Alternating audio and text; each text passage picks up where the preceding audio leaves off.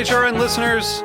As we celebrate our 15th year, we are deepening our commitment to giving voice to the next generation of food systems storytellers, and we need your help. Our internship and fellowship programs help activate new possibilities for underrepresented and underestimated young people through experiential journalism, audio engineering, and production training. Through these unique programs, HRN helps food equity stewards build essential workforce readiness skills that expand their potential and foster economic mobility. Please consider supporting these critical programs. And with a minimum donation, you can be entered to win a dinner for two at an amazing restaurant in one of 8 cities and tickets to a concert at a great venue in one of those cities. We have incredible partners across the country who have donated, as they also share our passion for helping to educate the next generation of food systems storytellers. Check out heritageradionetwork.org/15 to donate and enter to win today. That's heritageradionetwork.org/15 to donate and enter to win today. And make sure you donate before March 31st. Thank you.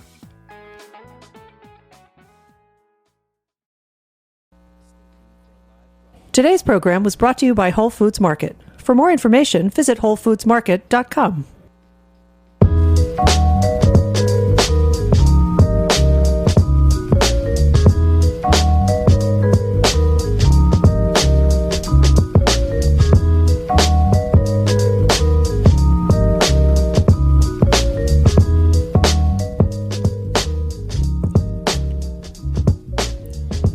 All right, once again, it is Thursday, 1 o'clock, and you have tuned in to the Heritage Radio Network.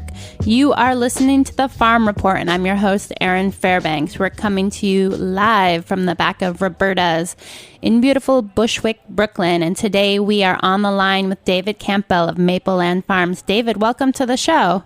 Hello, how are you? It's great to have you back. I know we had you on, I don't know, maybe last year around this time to give us the update in the maple syrup world. And so we thought, time to have you on again and hear a little bit about this year's season. So I would love to maybe start with a brief recap for our listeners who didn't tune into the last show. Maybe you can tell us a little bit about Maple Land Farms and what you guys do and how you got started. We actually started about 40 years ago, when our family decided to go into the commercial syrup operation instead of just making syrup for our family's use. And today, my brother and I, Terry, tap about 9,000 taps and make a little over 3,000 gallons of syrup a year. Now, is that scale of production, I mean, as far as size-wise, does that make you a big producer of syrup for commercial producers in New York State, or a small, medium? Where does that put you in the spectrum? We're in the larger category. Probably the average producer in New York has about 1,500 taps and do it as a part-time job. We are full-time sugar makers. Do it every day. Sugar year-round. It sounds like a sweet life. Yeah. Now, that is not the only role you play in the maple syrup world. Is that correct? Well, true. Are you still working with the New York State Maple Producers Association? I do work with them some. I'm not on the board at the current time, only on as an alternate, but I am now a vice president of the New York State Maple Foundation and also on the board of the International Maple Producers. Oh, wow. So maybe you can tell us a little bit about what those organizations do at the state level, but then also at the international level. What are some of the kind of conversations that you're having? Well, of course, we talk about production and marketing. The Maple Foundation is also based on education besides marketing. We actually help send a group of FFA kids to New York City once or twice a year to visit their different boroughs and school kids to help educate them on how syrup is made. Yeah, I think that's one of the things I noticed about maple syrup producers, especially commercial producers, is there's always this really strong education component as part of, I think, the marketing and the sales pitch. I mean, that's really not something you see with most agricultural products. Why do you think that's such a big part of the maple syrup story? Pure maple syrup is just a small part of the syrup industry. The flavored corn syrups, of course, are our biggest competitor worldwide. And there's other new sweeteners, agave and things like that coming on the market also. So the historical or the history, the education component, I think, my instinct would be like allows you to really talk about what makes your product so different. Right. It shows people that the early Americans learned from the Indians on how to tap the tree and collect the sap. And, of course, it's come a long way since they first hung a bucket or a trough underneath a maple tree these days. Now the trees are all connected with plastic pipelines and a little more high-tech. Yeah, like most things in agriculture. So maybe you can touch on that a little bit. The Heritage Foods USA crew took a trip up to Vermont a few weeks ago to Deep Mountain Maple up in West Glover, Vermont. And we were, walking through the sugar bush up there and taking a look at their operation. And a lot of conversation was kind of centered around the decisions to adopt or not adopt different kind of technological innovations with regards to maple syrup production. So, I know that most kind of commercial producers, if not all, I'm assuming, have moved beyond kind of collecting sap in buckets to collecting sap in lines. But then there's a couple of other things. People can choose to put their lines on vacuum. They can use reverse osmosis machines. You can boil your syrup with gas or some other type of fuel as opposed to wood. So maybe if you could take us through some of those decisions and give us a little bit of the pros and cons, maybe starting with the vacuum system. The vacuum system helps us get a good sap flow from the tree, depending on no matter what the weather is, basically. With buckets or gravity tubing systems, you rely on the freezing and thawing cycles in the springtime to get the sap to move up and down in the tree and push it out the hole that you have drilled. With a vacuum pump hooked to the tree, you're creating a negative pressure at the tap hole, and it makes it easier for the sap to flow down the lines and into your collection tank. So you don't have to have a freeze and thaw cycle every day, but obviously you get a better sap flow when you do. Yeah, so that was one of the reasons I wanted to do the show on maple this week is because, we've had such crazy weather this year. And I know when we were up visiting the Cantors, they were talking about how this was literally the craziest maple syrup season they've seen since they started sugaring about 30 years ago. So I was wondering, how did it go for you in New York State? Well, it depended on the area you were in and the technology you were using, of course. And when you tap, we made syrup the earliest ever this year. February 2nd was the first day we made syrup. Usually you don't make, sometimes you make a little bit at the end of February, but not usually much before March comes around. So we were just about a month early starting production and then about a month early ending production also. So producers that didn't get out and tap their trees early, waited till the normal tapping time, ended up with a poor crop, and some producers just didn't get as many freezing and thawing cycles in their area too. So how many days did you guys end up getting sap? I think we actually made syrup on about 27 different days. Wow. Starting February 2nd and then ended roughly 20th of March. And how does that compare to, other seasons in the past? Is that average or above or below? Just about average. I believe we made syrup about 30 different days the last couple of years, so nearly normal. And sap flows, of course, early in the season, we didn't have quite all our trees tapped, and sap flows were shorter days, so we didn't get big runs right first part of February, but it was running. But it was running and you were collecting. Now that's interesting because over in Vermont, I think they said that they ended up, just getting sap. I think it was like 12 or 13 days. It was like, as opposed to usually they're doing a 6 6 or 8 week season up there. And so that was Right. definitely like everyone was really kind of hustling. I mean, because that's the thing. When the sap is flowing, it's flowing. It's not a spigot you can really turn on or off. No, Mother Nature tells you when it's going to produce the sap for you, so you got to be ready and catch it. So we kind of touched on the vacuum system, which basically produces a small amount of suction to help kind of facilitate sap flow. I mean, there's no harm in, I mean, you're not going to be able to like suck all the sap out of a tree, right? No, you never could. Not unless you put a lot of holes in the tree and you wanted to kill the tree, but we usually only put one hole per tree and take maybe 10% of the sap that's in the whole tree. So and it's never going to hurt. Is that, I mean, I know, in any industry, in any type of production, there are people kind of making different choices, and there are good producers and I guess, quote unquote, bad producers. Right. I mean, is that a thing in the maple world? I mean, do you have people like kind of rogue tappers who go around like vampiring the trees, or, I mean, is it just kind of not worth it to kind of take more than is what's going to come out at a fairly kind of standard protocols? Any producer that wants to be in it for any length of time isn't going to overtap their trees because they want them to stay healthy and produce for a long time. It takes about 40 years for a tree to get large enough before we even start tapping it, and then they'll live for 150, 200 years easily.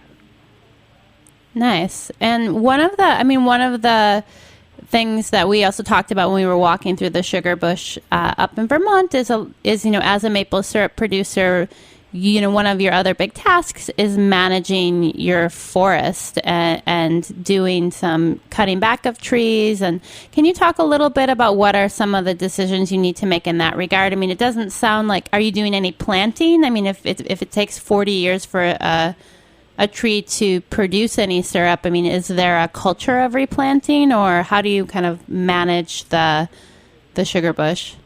For the most part, producers don't replant. We actually did plant a few trees around our sugar house this year in one spot that have been selected from trees that produce sweeter than average sap, and were started under a system where they should grow faster because of their root propagation on the seedlings. So we're hoping maybe we can tap those in 15 or 20 years instead of 40, but time will tell. But for the most part, we just thin the maple trees that are already in our woodlot when they get too crowded, so that encourages them to grow bigger, more branches, and the more leaves the tree has, the more leaves it has to turn that sunlight and water into sugar, which it stores in its roots all winter, and then we collect in the spring. So, what is the tree, the sap, what function does the sap play for the tree? I mean, is it like a kind of internal Gatorade mix, or? Yeah, basically, it feeds the leaves as they open up in the spring. Interesting.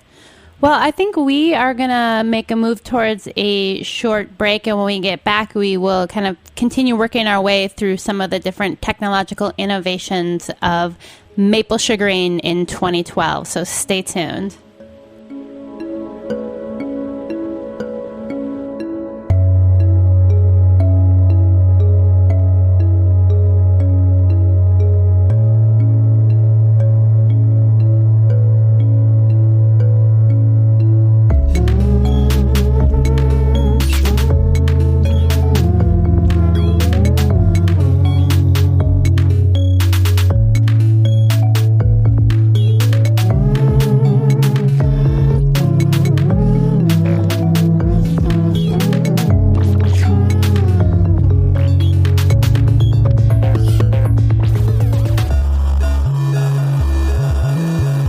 Big news in sustainable seafood at Whole Foods Market. On April 22nd, Earth Day 2012, we'll be eliminating all red-rated species of wild-caught fish and seafood from our stores across the country. It's our way of supporting our oceans and helping to reverse trends in overfishing. Learn more at blueoceaninstitute.org and wholefoodsmarket.com.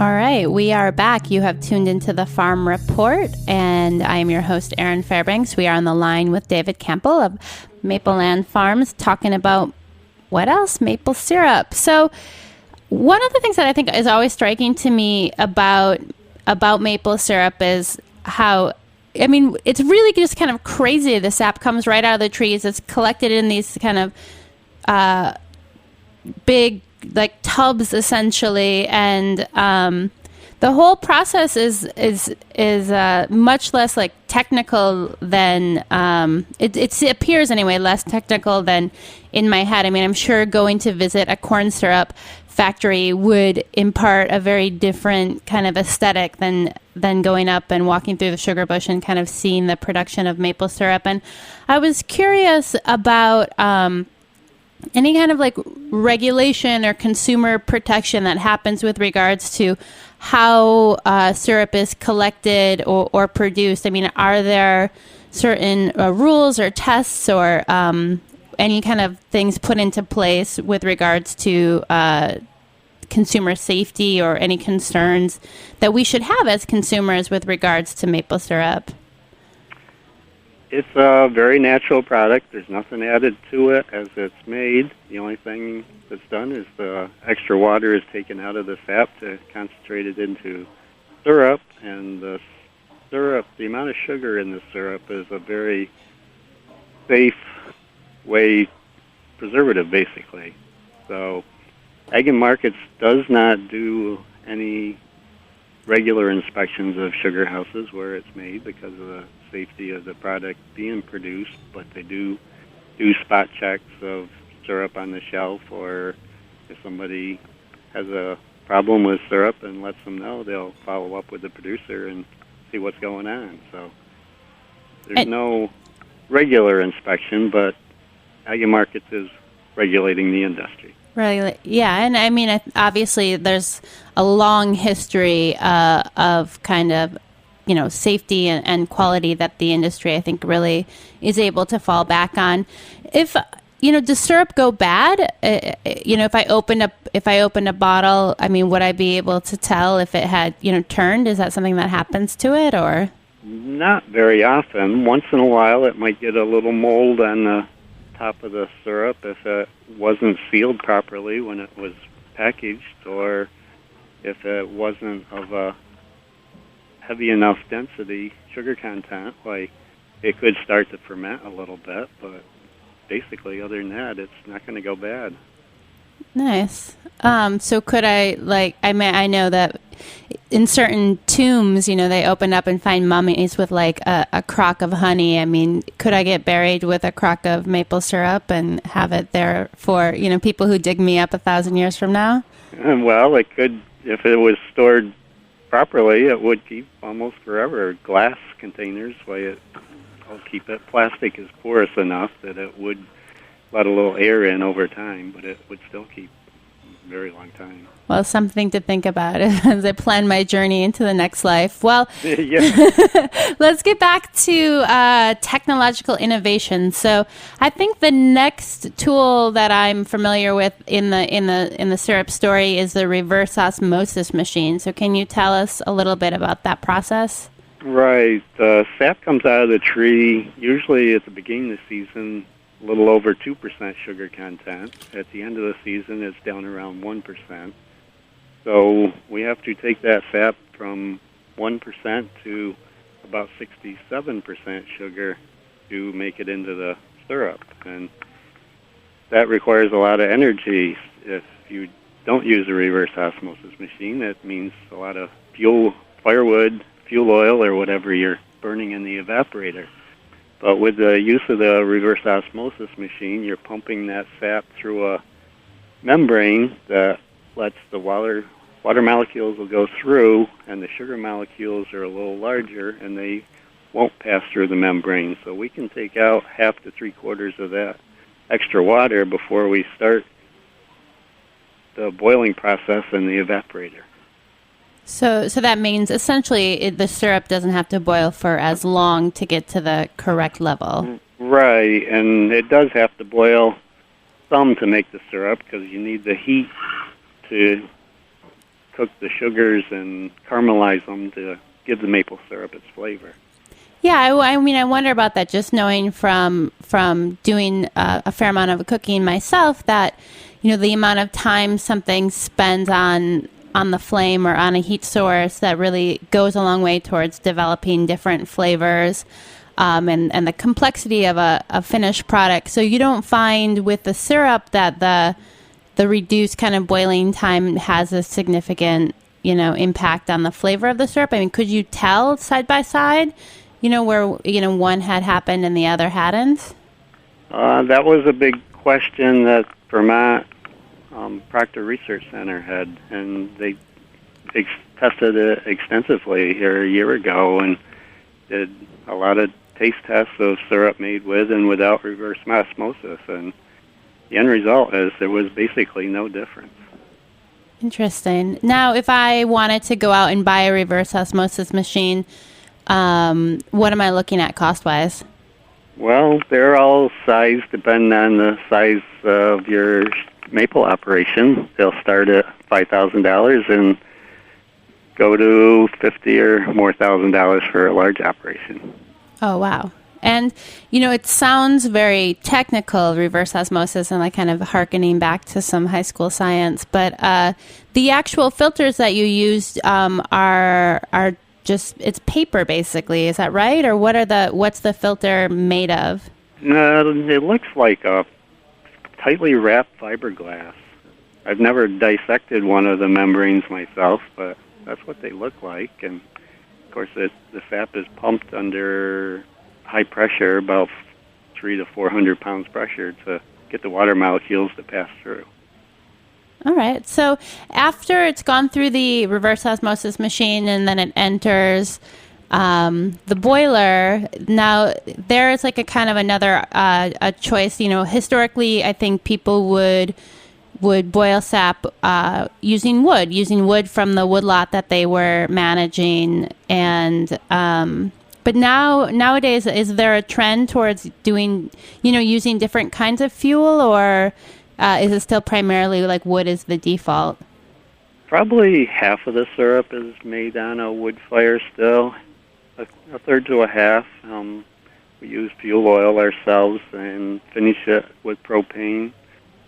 So there's many different. Natural gas is an option if you have that right handy too. We are actually looking at switching back from the oil fire to a wood pellet burning evaporator to the wood pellets to save the labor cost of handling chunks of wood all day long. Okay. I mean, that was one of the things we did when we went up to visit the Cantors, is we helped them move some stack of wood. I mean, if you're boiling syrup over an open flame, the fire is pretty hot and it needs a lot of wood, and that means you spend a lot of time kind of chopping and cutting and stacking and moving and restacking that wood. So there is kind of a significant labor expense there. That's the main reason people have gone to oil, is because of the convenience of the fire. And from a cost perspective, I mean, do the two, when you factor in the cost of the fuel versus kind of the cost of labor to manage it, using wood, does it come out pretty similar, or do you have a sense? It's been fairly similar, but as the price of oil keeps climbing, maybe the price of wood is going to look better. Sure. So you got to weigh what the cost is between each of them.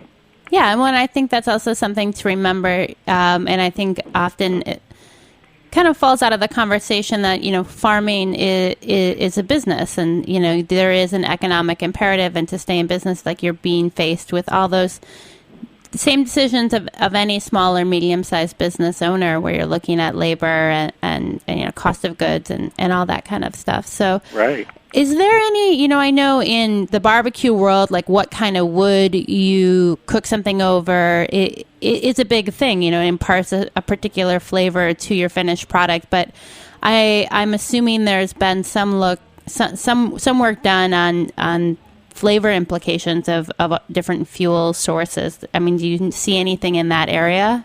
No, you don't see anything with the flavor getting into the syrup, because the firebox under the pans is very contained, and you don't get any of that smoke mingling with the syrup.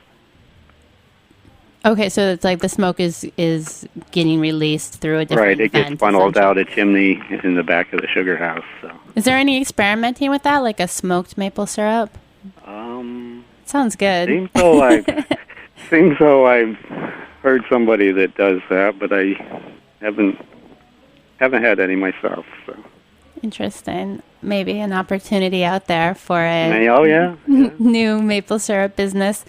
And then, so as the syrup is kind of making its way through the series of channels within the boiler, it's getting essentially denser and denser as it moves towards the exit point. And how do you know, when it's done? You watch a thermometer and then double check it with a hydrometer for the density. But basically, finished syrup is 7.5 degrees above the boiling point of water, which the boiling point of water will vary from day to day with the barometric pressure. So you watch the thermometer and then just double check it with a hydrometer at the end. How much will the boiling point of water vary? I mean, what's the range there? A degree or degree and a half sometimes. And, when the boiler is going, you have the system, it's running, it's, again, it's not like you can just turn it on or turn it off, or maybe you can with a non-wood fire. Right, with an oil burning fire, that is one advantage, is if something happens, you need to turn it off, you can. With a wood fire, it's a slower shutdown time, because they can't stop that fire right quick.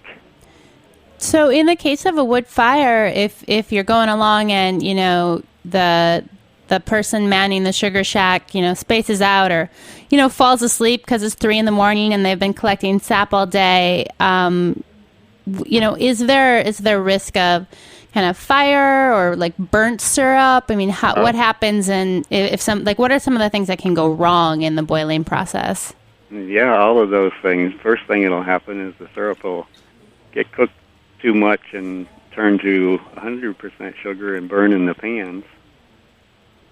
And then with a hot fire underneath the pan, sometimes the pans would melt away too. Oh, the actual pan would disappear. Well, yeah, they used to be soldered. Today, the new pans are all welded, so in all the joints, so they wouldn't melt away. But the soldered pans, that would happen. And then you're just, shit out of luck until you get new equipment, basically. Yeah, you need a new evaporator pan before you make any more syrup then. Yeah, that was something that really had, I've been up, obviously, to your operation a couple of times and been in the sugar shack there and, gotten a chance to talk with you on a couple different occasions about the process. But it was interesting up at the Cantors because they are boiling syrup over a wood fire, and you got a real sense from them of this, the level of kind of urgency and intensity of staying on top of all these things, managing the fire, making sure the syrup is coming off at the right concentration so it's not, over or under. And it seemed like kind of an exciting time to be hanging in the sugar shack and managing all that process. It is, yeah. You're getting the rewards from all that hard work at tapping and hauling sap in. And then, as you're pulling the syrup from the boiler, is there any? Does it get filtered again at that point, or does it go straight into barrels for packing later? We pump it through a filter right as it comes off the evaporator while it's hot.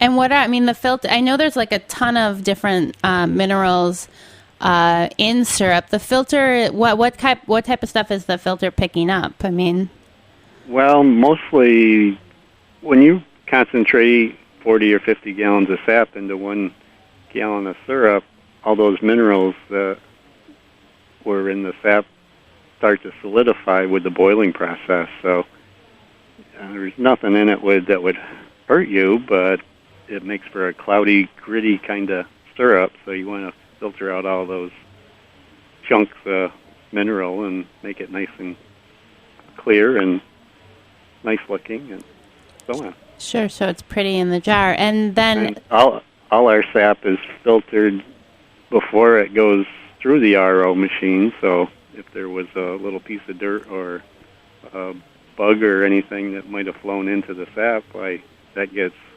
filtered out before it even gets to the vat boiler. So it's double protection. So do you still eat or use maple syrup? Of course. Yeah, what's your favorite application? Well, I can't say as I'm a big pancake eater, but once in a while we have pancakes. I love it with mixed with a little bourbon to marinate my steak in for a day before I barbecue it. Oh, that sounds good. I definitely am a big fan of the maple sugar in savoring cooking. It's like one of my favorite secret, rib rub ingredients. Substitute it for some of the sugar in the recipe. Well, if people want to get a little taste of your syrup, where can they find you guys? We're open every day on our website at maplelandfarms.com. Awesome. David, thank you so much for joining me on the show today and taking us through some of the world of a maple syrup producer. I also want to give a quick shout out to some folks over in Michigan. This weekend is the kickoff of the Vermontville Maple Syrup Festival. Kind of funny that the Michigan Maple Syrup Festival is being held in the town of Vermontville. Yeah, right. But events there are getting kicked off on Friday. They've got a ton of great stuff going on. Maple syrup exhibits, talent shows, tastings, barbecues. You can find out more if you are in the Michigan area at www.vermontvillemapleSyrupFestival.org. And if you can't make it out there, make sure to visit the Mapleland website and get some syrup your way from the 2012 season. And David, hopefully we'll have you on again. Thanks for being on the show. You're welcome. Thank you. All right. We are taking you out. You have listened to another episode of The Farm Report. Tune in next week at 1 o'clock for a little more on what's happening in the world of farming. Thank you.